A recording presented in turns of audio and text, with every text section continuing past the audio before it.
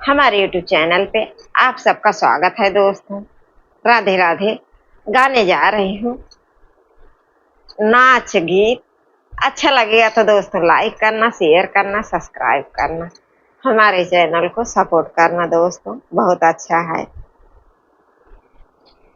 देखा देखा कोई रिनिया का चाल, देखा देखा कोई रिनिया का चाल, दौरिया में दुई मुरई। देखा देखा कोई रिनिया का चाल, दौरिया में दुई मुरई। देखा देखा कोई रिनिया का चाल, दौरिया में दुई मुरई।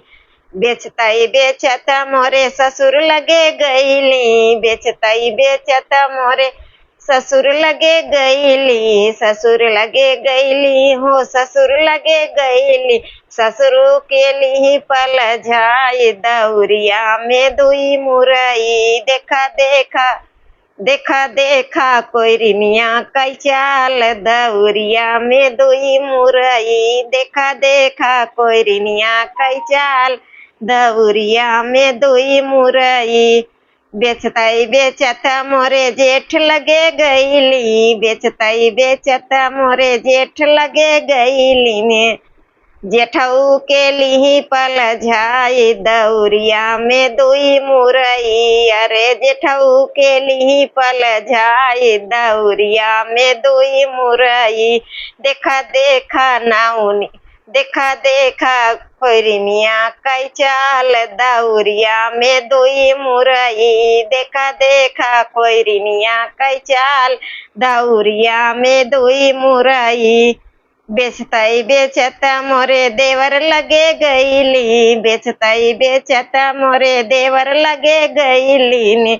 अरे देवरू के लिए पल जाए, दौरिया में दुई मुरई। अरे देवरू के लिए पल जाए, दौरिया में दुई मुरई। देखा देखा कोई रिनिया का चाल, दौरिया में दुई मुरई।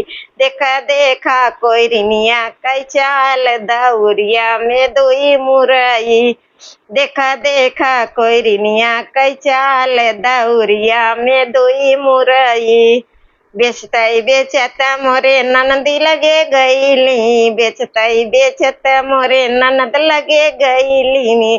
देखा देखा कोई रिनिया के चाल, देखा देखा कोई रिनिया के चाल, दौरिया में दुई मुरई। अरे ननदी ली पल जाए, दौरिया में दुई मुरई। देखा देखा देखा देखा कोई रिनिया का चाल, दौरिया में दुई मुरई। देखा देखा कोई रिनिया का चाल, दौरिया में दुई मुरई।